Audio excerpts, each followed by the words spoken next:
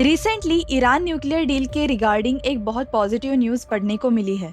USA ने बताया कि इस ईरान न्यूक्लियर डील को रिवाइव करने के लिए ईरान ने अपने कुछ डिमांड्स को ड्रॉप किया है। इस वजह से इस डील के जल्द ही रिवाइव होने के चांसेस दिखने लगे हैं। ये डील क्या है और इसे रिवाइव क्यों किया जा रहा है? इस डील का इंडिया पर क्या असर होगा? इसराइल का एंगल क्या है? इन सारे सवालों के ऊपर हम इस वीडियो में डिस्कस करेंगे। तो जल्दी से वीडियो को लाइक करो और चैनल को सब्सक्राइब करो। टॉपिक को डिटेल में जानने के लिए वीडियो को एंड तक जरूर देखना। The Iran deal is defective at its core.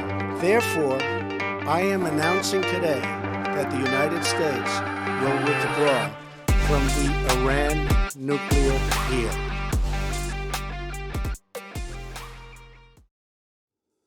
इस कहानी की शुरुआत होती है ईरान इराक वॉर से, जब ईरान ने अपने ही देश के अंदर चुपके से न्यूक्लियर बॉम्ब बनाने की टेक्नोलॉजी पर रिसर्च शुरू किया। साल 2002 में जब ये बात दुनिया के सामने आई, तब यूएसए के तत्कालीन प्रेसिडेंट जॉर्ज बुश ने ईरान पर कई सारे इकोनॉमिक सैंक्शंस लगाए। रीजन बताए कि ये ईरान मनी लॉन्ड्रिंग के जरिए से टेररिस्ट को मदद कर रहा है और न्यूक्लियर बॉम्ब बना रहा है। 2013 में हसन रूहानी ईरान के प्रेसिडेंट बने, तब उन्होंने यूएसए के साथ मिलकर इन सैंक्शंस को हटाने के लिए एक प्लान बनाया।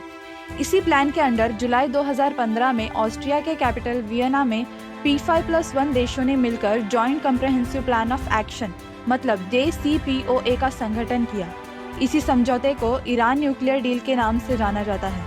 अब आप सोच रहे होंगे कि ये P5+1 मतलब क्या? तो P5 is permanent member of UNSC, जिसमें आता है यूएसए, रशिया, यूके, फ्रांस और चाइना। इनके अलावा एक और देश है जर्मनी, मतलब 5 परमानेंट मेंबर्स है और एक एडिशनल कंट्री मिलकर P5+1 देशों ने मिलकर इस एग्रीमेंट को साइन किया। बाद में इसमें यूरोपियन यूनियन भी जुड़ गया। इस समझौते के अनुसार ईरान के ऊपर लगे हुए सैंक्शंस हट गए और ईरान ने न्यूक्लियर हथियार नहीं बनाने का वादा किया। इसके अलावा ईरान के सारे न्यूक्लियर पावर सेंटर्स पर IAEA मतलब इंटरनेशनल एटॉमिक एनर्जी एजेंसी का 24/7 सर्विलेंस रहेगा। फिर 2018 में यूएसए में डोनाल्ड ट्रंप चुनाव जीत गए। डोनाल्ड ट्रंप शुरू से ही इस डील के खिलाफ थे। उन्होंने सत्ता में आते ही ईरान न्यूक्लियर डील से यूएसए को बाहर निकाल दिया। इसी के साथ ईरान के ऊपर फिर से वो सारे इकोनॉमिक सैंक्शंस लगा दिए। जैसे ही यूएसए इस डील से पुल आउट करता है, ईरान ने इस डील के तहत लगे प्रतिबंधों को तोड़ने की धमकी दी। 2021 आते आते ईरान ने अपने यूरेनियम एनरिचमेंट की जो 3.67% की लिमिट थी, उसे तोड़कर 60% तक बढ़ाई। अब न्यूक्लियर बॉम्ब बनाने के लिए 90% तक एनरिचमेंट की ज़रूरत होती है, यानी कि ईरान अपना न्यूक्लियर हथियार बनाने के बेहद करीब है। इसी की वजह से कई सारे यूरोपियन कंट्रीज का डर बढ़ने लगा है, बिकॉज ईरान जैसे इररिस्पॉन्सिबल देश के हाथ अगर न्यूक्लियर हथियार लग जाए तो न्यूक्लियर वॉर होने के चांसेस बहुत बढ़ जाते हैं। इसी में इजराइल का भी एंगल आता है। आपको पता होगा कि ईरान इजराइल के एग्जिस्टेंस को मानता नहीं, इसीलिए इजराइल को हमेशा ईरान से न्यूक्लियर अटैक का खतरा बना रहता है। यही वजह है कि इजराइल ने अपने अस्तित्व को बचाने के लिए कई बार ईरान के न्यूक्लियर रिसर्च सेंटर्स पर अटैक कर चुका है। अब जब से जो बाइडेन यूएसए के प्रेसिडेंट बने हैं, तब से ईरान ने इस डील को रिवाइव करने की कोशिश शुरू की।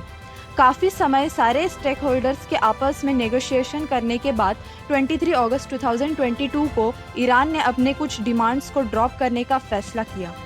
शुरू से ईरान IAEA का जो इन्वेस्टिगेशन चल रहा है उसके खिलाफ था, लेकिन अब Iran has agreed to complete the investigation.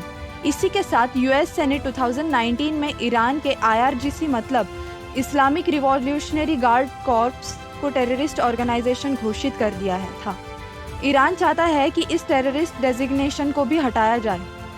अब जो न्यू ड्राफ्ट बना है उसमें IRGC के ऊपर लगा हुआ टेररिस्ट डेजिग्नेशन हटाने की डिमांड भी हटा दी है।